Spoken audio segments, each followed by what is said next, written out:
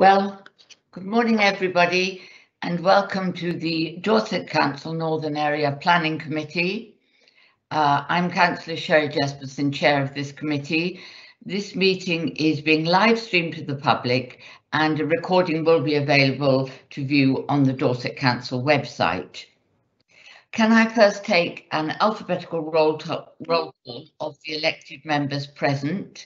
So, ladies and gentlemen, when I call your name, could you unmute, indicate that you're present, and then mute again? So, Councillor John Andrews. Present. Councillor Tim Cook. Present. Councillor Les Fry. Good morning, present. Councillor Matt Hall. Present. Councillor Brian Heatley. Present. Councillor Carol Jones. Present. Councillor Emma Parker. We'll come back to Councillor Mary Penfold. Present. Councillor Val Pothecary. Present. And Councillor Belinda Rideout, I believe, has sent her apologies. So, Councillor Emma Parker, are you with us yet? Present. Thank you very much. That's excellent. Thank you very much. So we also have a number of Dorset Council officers who are with us this morning. From the planning team, we have Anna Lee, who is Service Manager for Development Control and Enforcement, Hannah Smith, Planning Area Manager, Cass Warman, Planning Officer, and Jill Whitney, Planning Technical Support Officer. Laura Altree is our Solicitor. Democratic Services Officer Pauline Weld and Julie Saunders, they are producing the meeting for us this morning, and Fiona King is our committee secretary today. Guy Tetley from Highways is available in the background should we need him. So a word about procedures for the benefit of people listening to the meeting. As usual, I will invite the case officer to present her report and recommendations. We will then hear written representations from the Town Council and the applicant. Following this, the committee will ask questions on matters of clarification. Then the committee will deliberate and come to a view. Now, voting procedures are a little bit different today, so I'm just going to read this bit from my flyer to make sure I get it absolutely correct. So, the national regulations following allowing council decisions to be made at virtual meetings expired on the 7th of May. So at its annual meeting on the 4th of May, Dorset Council agreed that meetings that are not executive in nature will continue to be held virtually until social distancing requirements are removed. Where decisions are required, as in our case today, committee members will express a minded to decision. The decision will be taken under officer delegated authority in light of the minded to decision. The officer who is delegated to take our decisions today is Anna Lee, Service Manager for Development Control and Enforcement, and Anna, as I've said, is at this meeting listening to our discussion. So the way it will work is once the committee has voted on its minded to position, I will ask Anna then for her decision. Should her decision differ from our minded to recommendation, she will give reasons for that. I hope that's clear. It will become clear as we progress. So moving on to our agenda then. Apologies, we have apologies from Belinda Rideout, I think. Anybody else? No. That's lovely. Declarations of interest. Member, do any of you have a declaration of interest that you need to make? I will give you a moment. I'm not seeing anything in the bar. Lovely, thank you. Public participation, I've covered. We are coming to that. We have two applications relating to the reuse. Sorry, we're on agenda item 4. We have two applications here relating to the reuse of the grade 1 listed Sherbourne house. Now, we visited this building, you will remember, many months ago before COVID, so we are aware of it, and we are aware of its significance in its setting in the centre of Sherbourne. Now, the first application that we're going to look at today is for planning permission, and the second application is for listed building consent.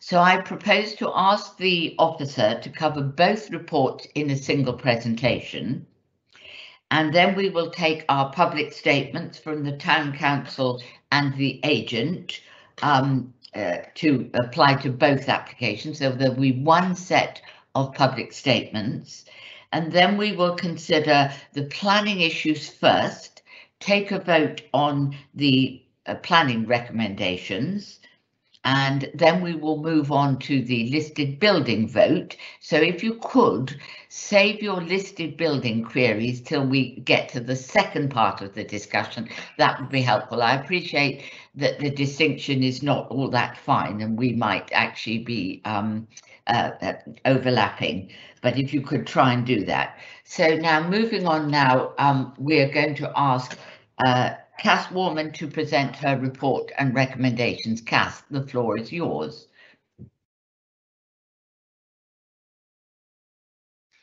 Thank you, Chair.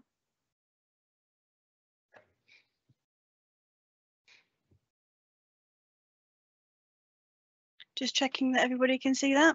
We can see it. Thank you very Lovely. much. Thank you very much. So these two applications for planning permission and listed building consent follow nearly 2 years of pre-application consultation with the Council and Historic England.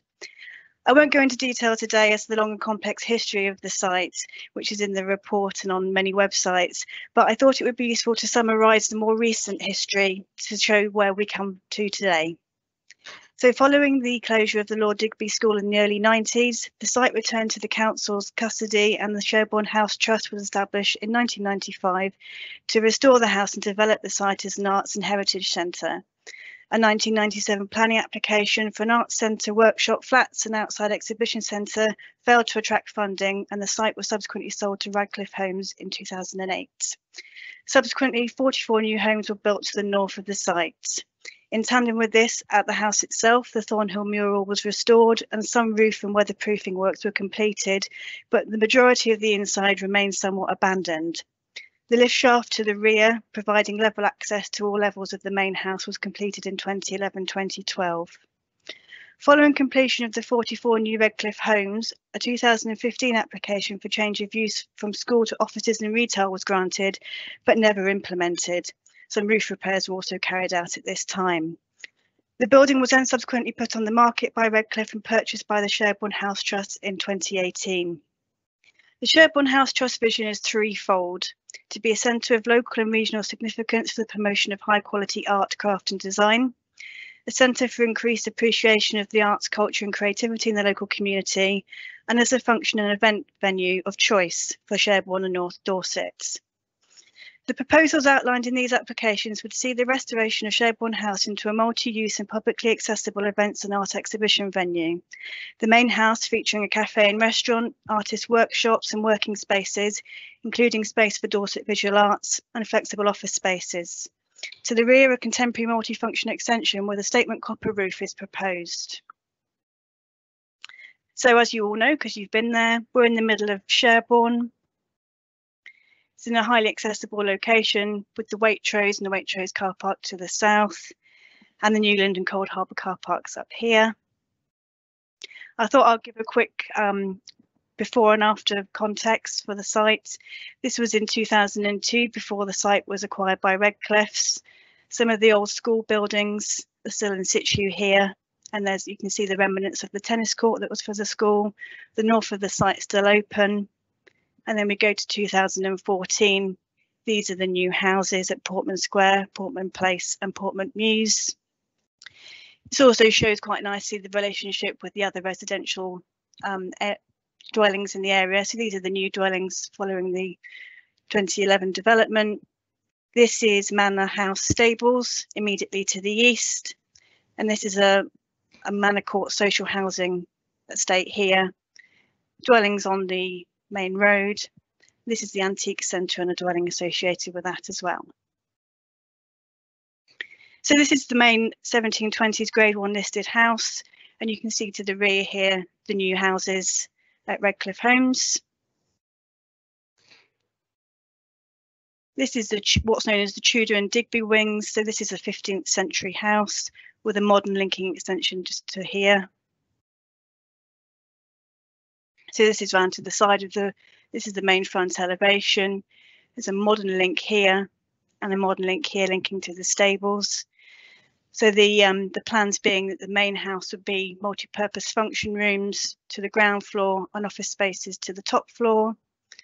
This wing would hold the restaurant and cafe, and then the Dorset Visual Arts above, and this would be the restaurant in the stable block. On the eastern elevation, this door here leads into the Thornhill mural, and you can see that the front elevation looking out over to the paddock gardens and Waitrose is somewhat sparse at the moment. This is the rear, looking a bit sad after being used as a site compound for the Redcliffe Homes development and for the diversion of the sewer, which runs straight through the middle of the site. I'll point out now that the sewer agreement has been agreed with Wessex Water to divert the sewer, which currently goes right through the middle of the site to go around, and Wessex Water have granted technical approval for all those works. This is the modern lift shaft built in 2011-2012. So you can see that the rear has already been somewhat compromised by modern intervention. So the precedent of something happening to the rear of here is already there.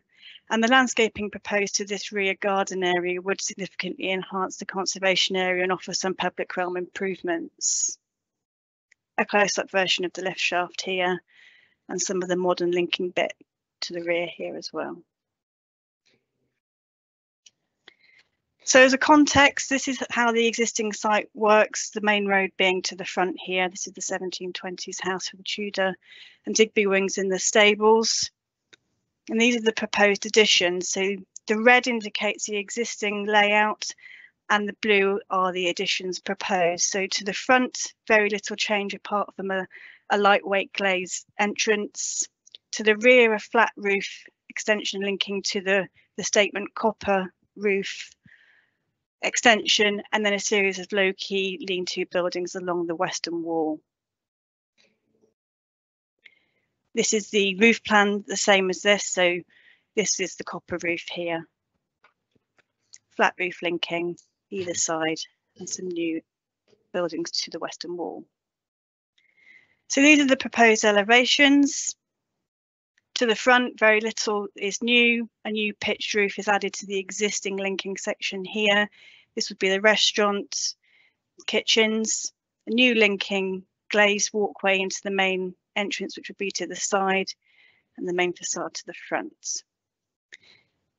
During pre-application discussions, it was concluded that a pavilion type roof would be the most successful design response so as not to compete with the main listed buildings, and a contemporary and sweeping curved copper roof is proposed, copper being a statement but complementary and different material to the existing Sherbourne stone behind.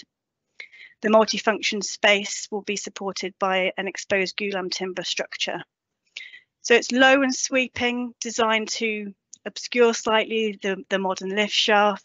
It then drops down to allow views through to the Tudor and Digby wings and another raised element to the side. So it allows views through.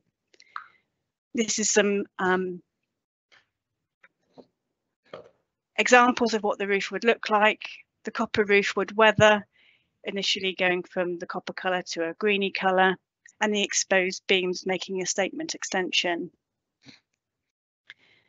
This is the view from the eastern wall, so this is the main front, entrance into the Thornhill wings, the lift shaft and the flat roof extension linking onto the main multifunction space. So that just shows how it's been set off and back away from the main house to maintain its subservience, and shows how low and subservient it is to the main building.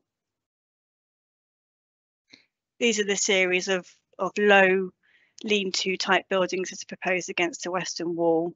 As you can see, they do not extend much more than, I think it's about 20 centimetres above the existing height of the wall, so there would be no additional overbearing or over impacts to the neighbouring properties along the wall.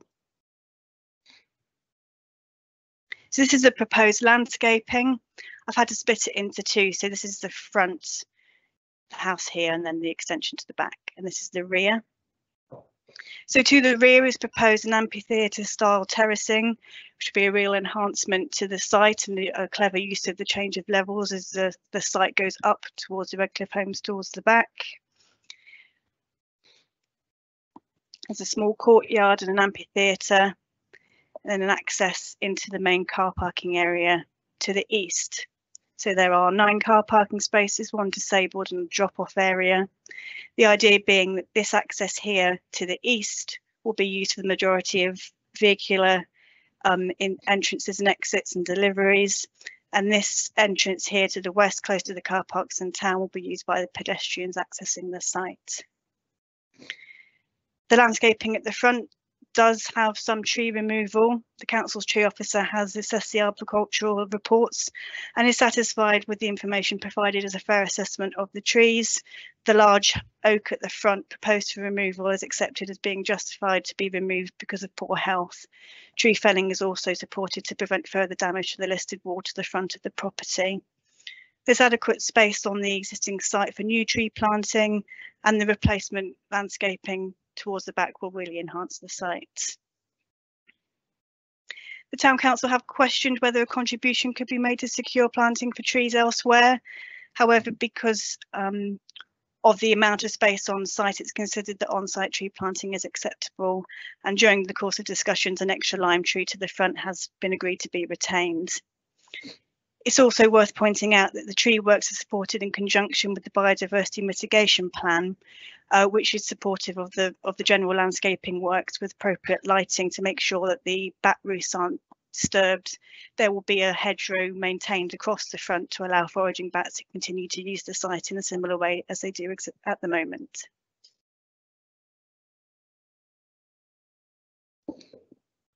I've just put the planting plans here to show that they have been worked up to some degree, and the tree officer and landscape officer has looked at these and said that it's a suitable response to the site. Some clarity has been requested as to the ongoing use of the site and how it's intended to fund the ongoing maintenance of the site. So I thought I would just lift the business plan that's been presented to us and to yourselves to outline the vision of the Sherbourne House Trust. So that's just a summary of what's already been supplied to us. Dorset Visual Arts will hopefully live in the Tudor wing and provide space for their artists and their officers, and also a shop and selling area. And a summary of the funding streams that have been presented to us. That's a quick summary of the proposed funding streams. It's officer opinion that this flexible multi-purpose use is an appropriate and viable proposal for the site. It would result in a facility which is more accessible than it has ever been. It's been a school which is private, and this would be a publicly accessible facility for use by the local community and for tourists and others. The extension is considered to be a well-designed contemporary response to the site, and the multifunctional space is a justified addition to contribute to the ongoing function and viability of the site. So that's the summary of the planning issues. I'll now move quickly on to issues regarding to the listed building consent. So the Thornhill mural has already been restored following involvement with the Redcliffe homes. There'll be some interventions with regards to taking off some more inappropriate modern handrails and steps details. Other than that, that will stay relatively the same. This is just a snapshot of some of the rooms in their somewhat sorry state, but ready for just repairs and renovations. So the majority of the works do just relate to repairs and renovations. There are no concerns to have any significant loss of any existing historic fabric. During the discussions of pre-application and during the course of this application, most areas of concern have now that were raised by Conservation and Historic England have been sorted out and discussed. And what is currently being agreed now is a room by room schedule of renovations and repairs to each room.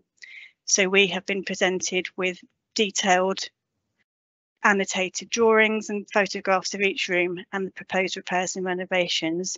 This will be agreed by the condition of the listed building consent once Historic England and Conservation have been able to fully assess the site, which has been slightly delayed because of COVID restrictions. So another example of what the room by room schedule will look like. There is one issue still of some contention, but which has now been agreed, as you'll see from the Historic England's most recent letter, of the beam to the second floor. This is proposed to be cut to facilitate level access to the second floor office spaces. And considering that the lift shaft has already been installed and that the intervention is already there, it would be somewhat redundant if the level access was not possible. So it has been agreed that that beam can be cut and will be retained. Just another example of some of the details that we've already been provided with regards to the listed building consent. So in summary, we are of the opinion, officers of the opinion, that this will be an accessible public facility. The response of the new extension is an appropriate and viable one to maintain the ongoing financial viability of the site. It secures an ongoing use for the heritage asset at risk, and it will be something that will benefit to the community as well. I think that's all for me. Thank you, Chair. Thank you very much indeed, Cass, for a most thorough report and presentation there. And I think what we members can see is this represents a great deal of work by a number of people to bring this application before us. So we're grateful for that, and thank you very much indeed. We have two public representations to hear, and Jill Whitney is going to read them. The first is from the Town Council, and the second is from Mr. Pittman on behalf of the applicant. So Jill, if you're there, if you could read for us. Certainly. Morning, Chair.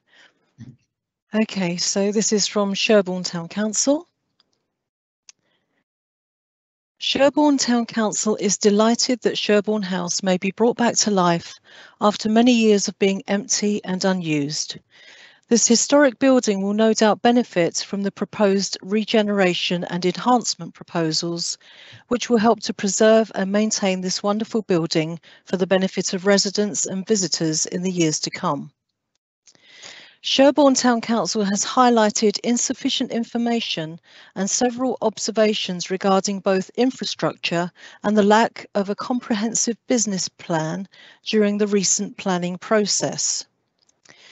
The lack of an up-to-date traffic management plan relating to Sherbourne House, specifically covering road access and parking, together with the lack of a construction traffic management plan, were identified.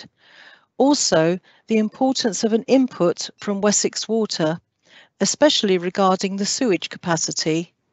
Consideration should also be given to a no parking zone directly in front of Sherbourne House. Concern has been expressed about the loss of trees within the grounds of the house.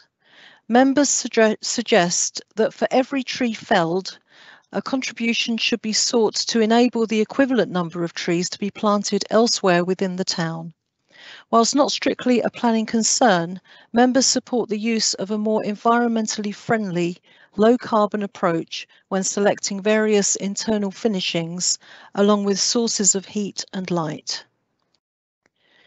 The Town Council are aware of local unease about the potential noise aspect of various events taking place on site and request consideration of a planning condition regarding late night noise to incorporate stricter finishing times, certainly within the garden and outdoor areas. The Town Council acknowledges a potential future conflict of interest. The Sherbourne House project, as presently envisaged, may in future take events, businesses and customers away from the council-run Digby Hall. The Town Council welcomes this application to be considered by the Northern Area Planning Committee. And now we have comments from Mr. Pittman of Space Limited, statement from agent and applicant. Thank you. Sherbourne House has been without use for some 27 years and is in desperate need of refurbishment, and importantly, a new sustainable long-term vision for the future.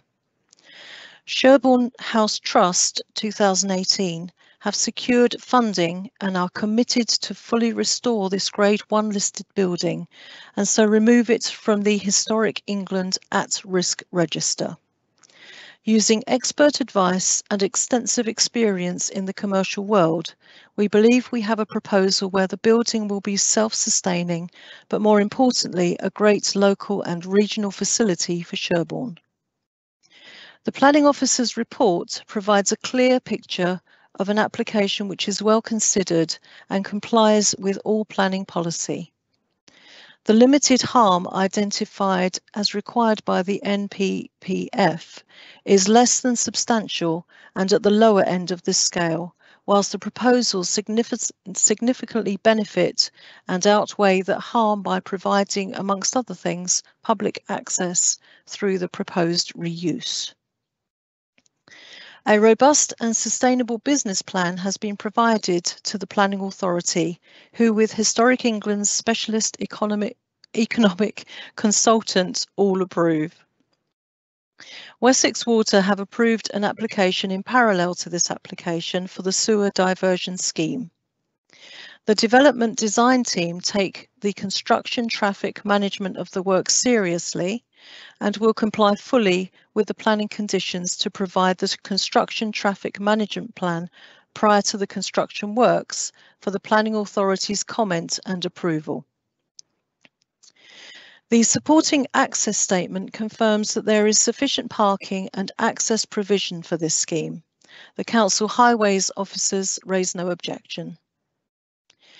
The application takes great measures to meet the requirements of all statutory and third-party interests and champions and places at the forefront the heritage which is of outstanding national importance. The complexity and importance of the proposal has taken over 2.5 years of detailed negotiation and consultation since the freehold acquisition, and will lead to a comprehensive restoration of the historic fabric to Sherbourne House, as shown in the detailed room schedules. Since falling out of use, Sherbourne House has singularly failed to raise money for any repurpose and deserves this chance to be reborn with a sustainable long-term future. We commend this project to you. Thank you very much indeed. Thank you. So that's our public representations, and thank you very much for your reading, Jill. Members, we'll now take questions for clarification. As I say, if we could deal with the planning matters first, if you're able to distinguish them. The first question, I think, is Councillor Fry. Morning, Chair. Thank you. What an interesting proposal we have before us today. And the one thing that wasn't covered for me is the issue of renewables. Clearly, solar panels may not be appropriate on that sort of building, but ground source heating would be. Cass, are you able to offer us any information about the environmental issues relating to this development, please? Cass. Sure. The applicants are working with a company called Croda, who have been contracted to deal with the mechanical and electrical aspects of the design, and that company have sustainability at the heart of their ethos.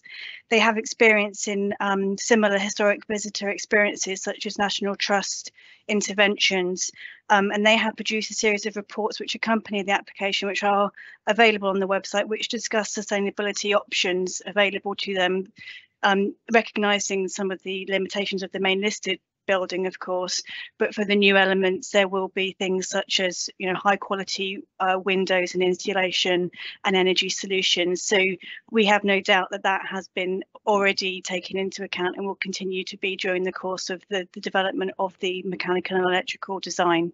So Croda, you know, are already on board with the project, and we have every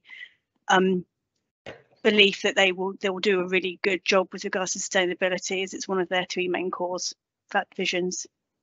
Cass, thank you. That's really helpful. And for those observing that this is an important factor for us all on the planning team, we want to see these factors in it. We would have been helpful to see those in advance, but I welcome the thought that they are going to be included in the future for this building. Thank you. Thank you very much. Councillor John Andrews, is this a question or a discussion? Question, No, John? it's a question. Brilliant. Thank you, Kaz. Thank you, Kaz, for this report. I thought that was excellent. Gave us a real good overview of what was going to happen. When I was reading through the comments, I did see Highways had made a comment about pedestrian access to the west side and vehicular access to the east side of the main entrances. Is it possible to make a condition that the suggestions by Highways are implemented during this or after the build of the building has taken place? I know it might not be practical before and if it happens. But yeah, so that's the only thing, conditions on Highways. Okay, could you comment on that, Cass? What have we got in there? Sure, the comments mostly relate to the proposed layout, and it was more suggestions of how it might work in reality rather than requirements for highway safety. So one of the comments was the thoughts of putting some bollards here to prevent vehicular access whilst the site is open to the public. We didn't feel that was necessary to put in as a condition, because it's really up to the applicant to decide how best to manage the free flow of their visitors when it opens. It's not required for highway safety, and the nature of the site will be that any vehicular movements that do end up going through there, if there are also pedestrians on site, would be to a degree that it wouldn't be unsafe, because the nature of driving slowly through a site such as that wasn't really considered to be a planning requirement, so we didn't ask for it. Similarly, there was some comments about the landscaping proposed for this corner that may impede some turning of vehicles using this access to the rear. But again, this has been implemented probably to protect the corner of the main grade 1 listed house. And so again, we felt that it wasn't appropriate to say what they should and shouldn't do. Whatever it was decided, it was best for them to decide what the best layout for them and their vehicular movements would be. So again, not a planning concern in that regard for highway safety, which is why we didn't implement them, but we did take them on board, and the applicants do have seen those comments. Thank you very much, Cass. Thank you. Are you happy with that, John? So basically, yeah, it has been considered, but probably not for us to condition it, because then it's not planning matters. That's fine. Good, that's lovely, thank you. Councillor Matt Hall.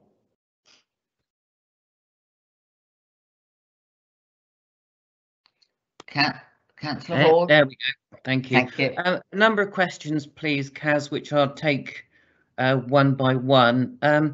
I notice in Historic England's letter that they make reference to not wanting to see alterations, I believe, in rooms 7, 7A and 7B, but I couldn't see within the plan whether that has been taken note of. I just wondered if you could help with that. Yeah, there's an updated second floor plan that was dated in the last week, I think, which takes on board some of those conversations with regards to the intervention of those rooms. They will be detailed in a subsequent room by room schedule to be agreed as part of the listed building consent application. But the principle has been agreed, and that's reflected on the now approved plan, or the plan to be approved. Thank you. The next question is, I'd like some clarification as to whether we can condition this or not. I think in Sherbourne there probably is enough parking for this, but I would like to have something where the organisation's literature encourages visitors to use the main Culverhays car park, not the two nearby car parks which are used for locals for shopping in the high street. Is that something that can be conditioned or not? It's a tricky question. I think that's probably outside the realms of planning control. Yes. But certainly you could ask the applicants to put that on their literature and their websites. But I think that the proximity of the car parks are that they are, and people will go where they end up. Okay. Yeah. I think that, Matt, that would almost certainly be unenforceable, in the sense that a car park is a car park. So, but we might be putting an unreasonable burden on them. But you could raise it with the town council, and they could, you know, discuss that with the venue. Yeah, I was just having visions of, you know, a successful establishment attracting substantial visitors on particular days. You could end up with issues, and I just felt that it was right to ask the question. Good question. Kaz, can you help with the following? Is it possible that Councillor Andrews and myself could have any input on the construction management plan? We know this town extremely well, and there are ways in which traffic will work and ways in which it won't work. So it would be good if we could have an input. Do you think, A, would that be possible, or B, could John and I be certainly kept in the loop as to what is agreed? We can certainly let you know when the documentation comes in to discharge that condition. Okay, thank you. And the final one, the issue of noise which has been raised does concern me slightly, because I don't think in all that I've read enough information is provided. You know, there's an awful lot about needing to monitor noise from the kitchen equipment, but then you can have potentially hundreds of events using the gardens and nothing is mentioned about the noise. You know, this is an area which is heavily surrounded by residential areas. I appreciate the term, but I think it's misleading in some respects about it being a town centre location. Yes, it's in the centre of town, but it is not near what I would class as the noisier part of an evening town centre bit.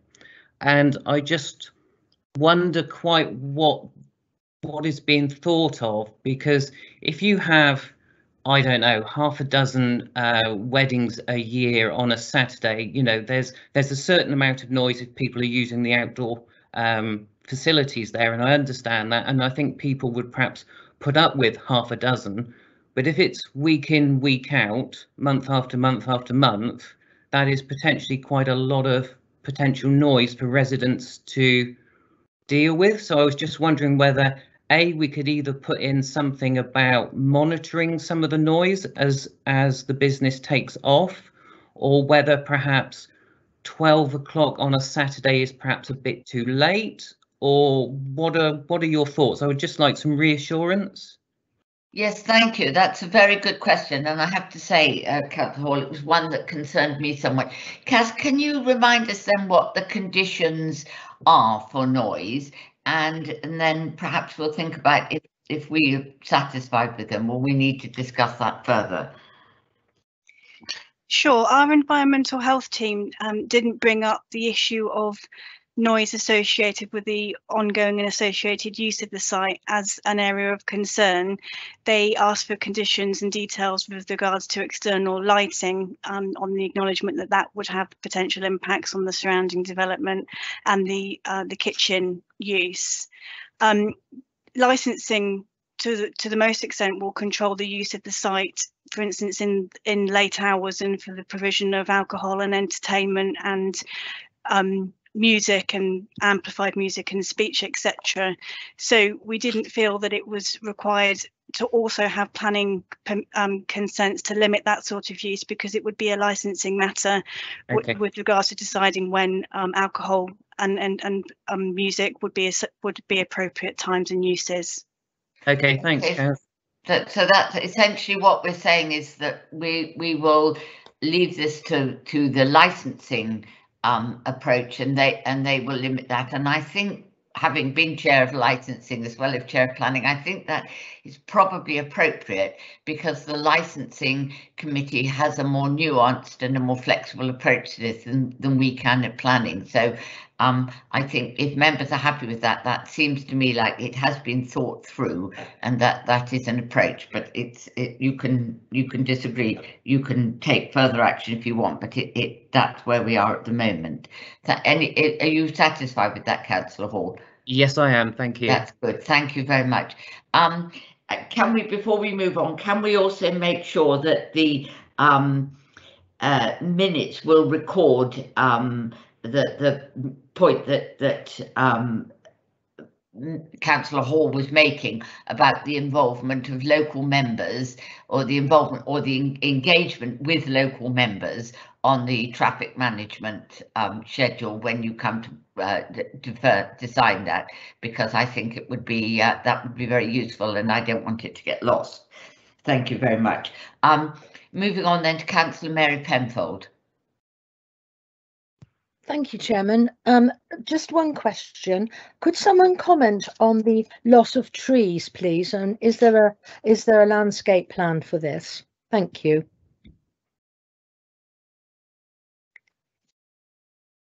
Yes, I'm happy to answer that one. Thank you. The tree officer has assessed the arboricultural information that has been provided and is satisfied that the information is a fair assessment on the trees on the site, and that the ones proposed to be felled are justified with regards to health and the further damage that may be caused to the listed front wall.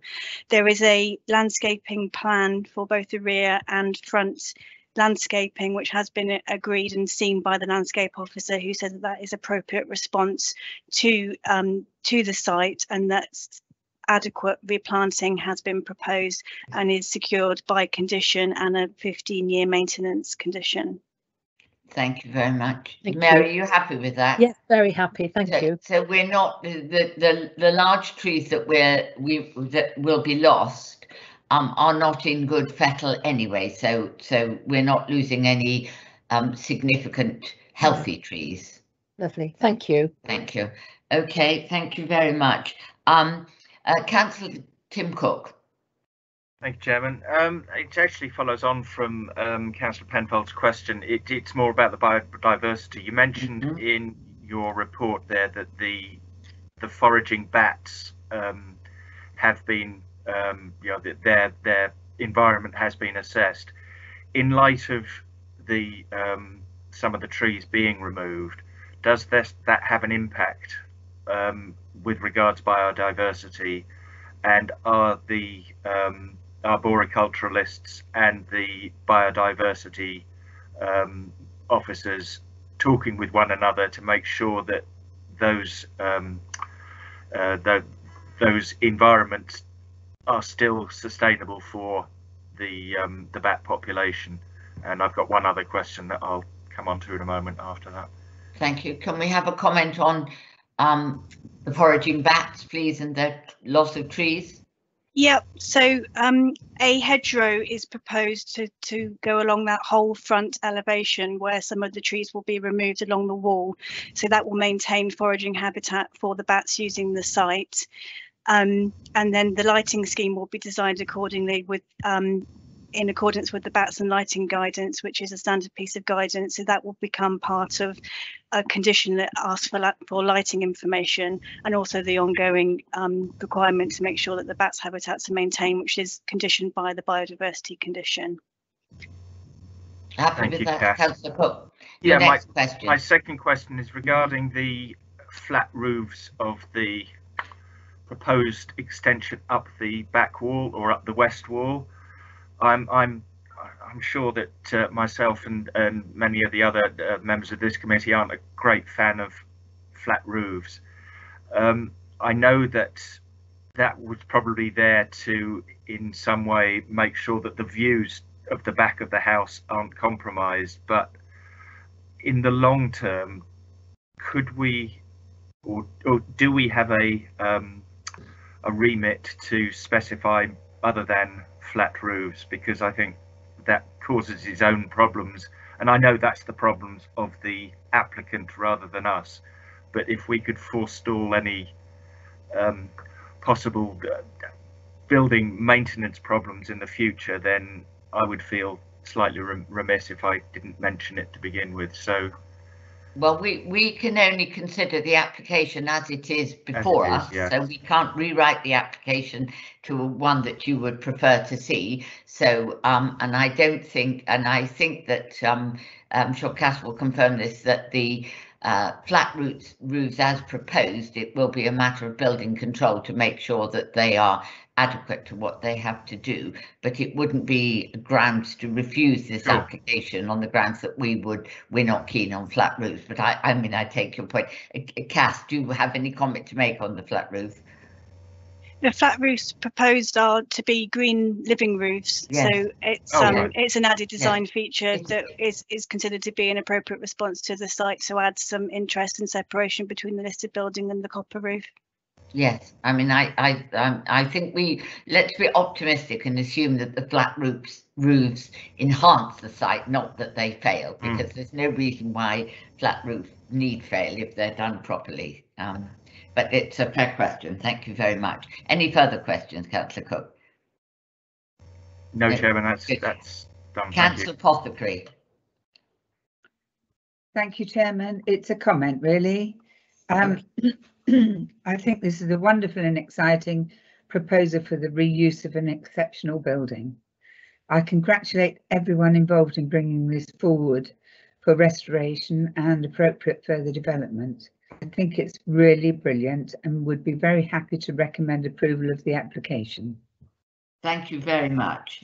Can I move then to Councillor John Andrews as the ward member to, if we finish with questions, we've now moved on to comments. Councillor Andrews.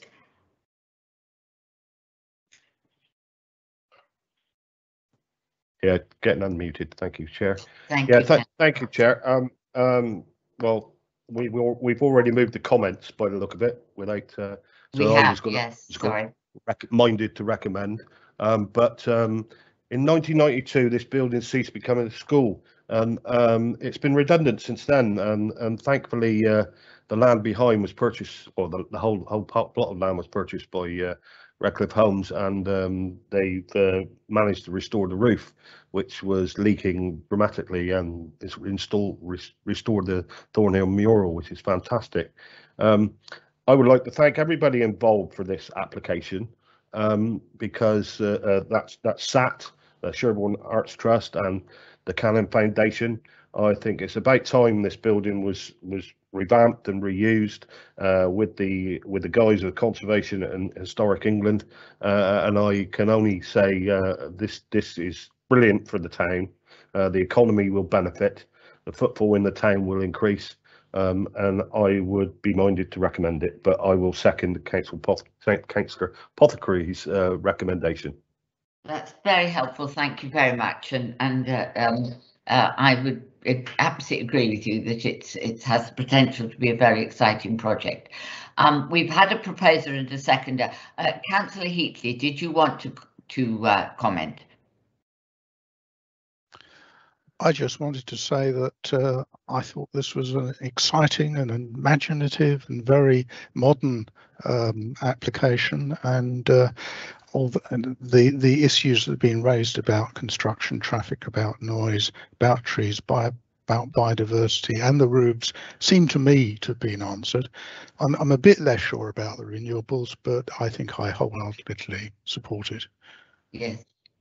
Well, I'm wondering if in our usual way we might put something in our minutes before we move to the vote, just to put something in our minutes, just something, the fact that we note or we are pleased to see that renewables and the sustainability of this building have been considered by the applicants.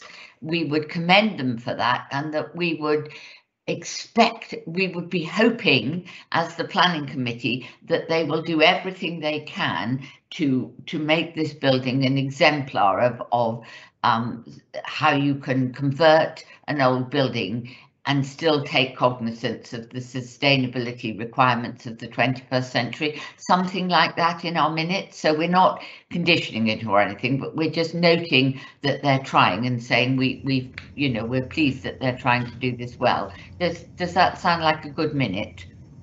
I think that would be excellent. I know this is terribly complicated in listed buildings, and I think it's an appropriate way to deal with it. Exactly. I do think we should commend them, because they could have said to us, no, it's this grade 1 listed building all too difficult, but they haven't. They've actually said no, they've got a specialist company in to have a look at it, and I think we should commend them for doing that and encourage them to go as far as they possibly can with them. Say we're pleased and we're watching, you know, and you never know, this could turn out to be a real example of how to get it right, and that would be splendid, wouldn't it? So could we ask for something along those lines to be in the minutes? You can listen to the recording and see, because I'm sorry I didn't prepare it very well, but I expect you can pick the bones out of it.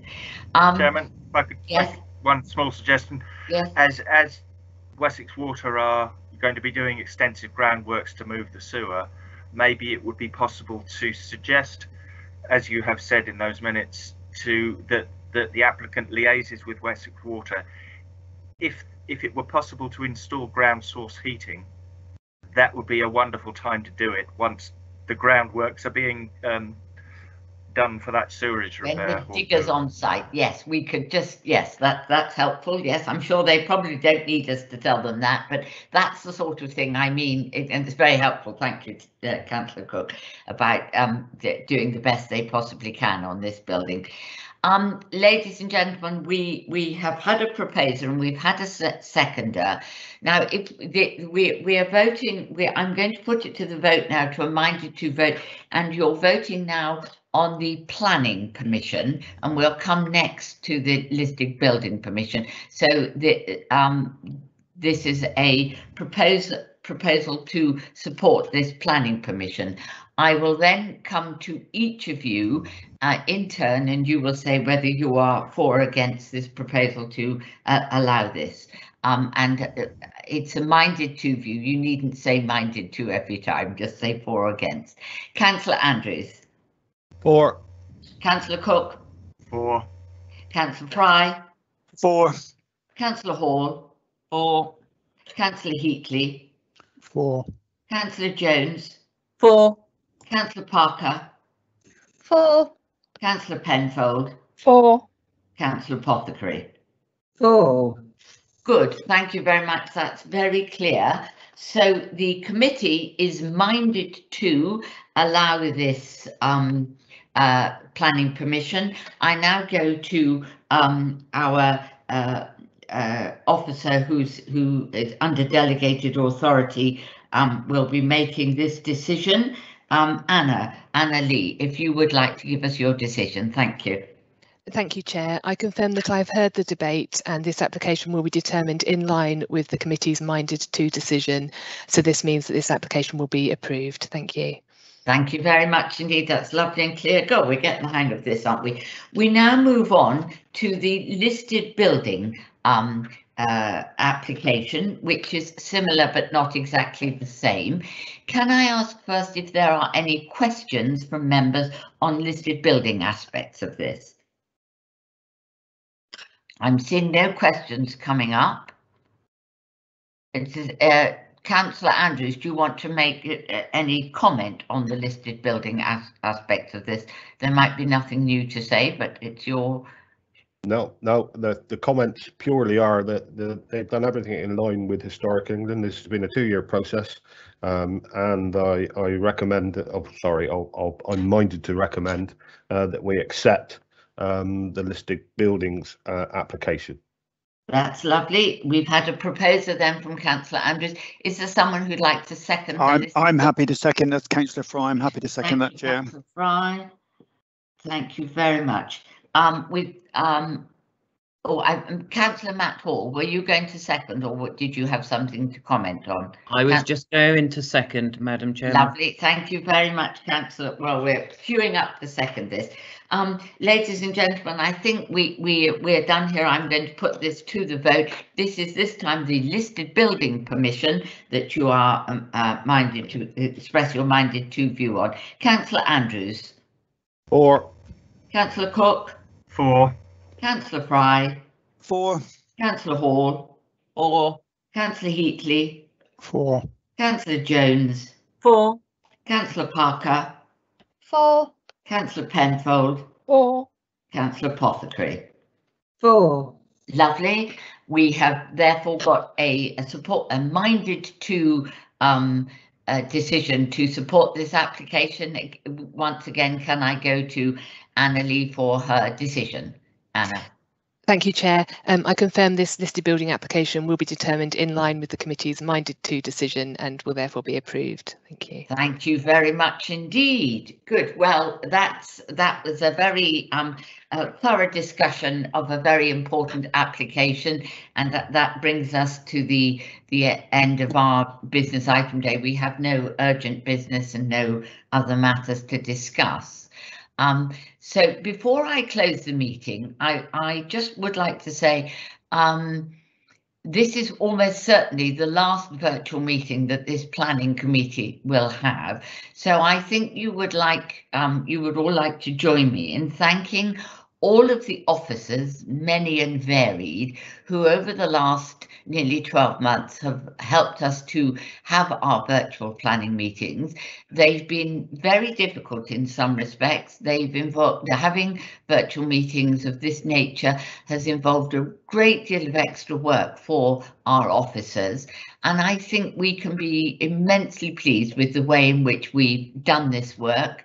And I think you would all like to join me in thanking them very much for all the extra effort they put in to making our virtual meetings work so well, and to looking forward to seeing everybody in real life, hopefully at our June meeting. So with that, I will close the meeting at 10:56. Thank you very much indeed.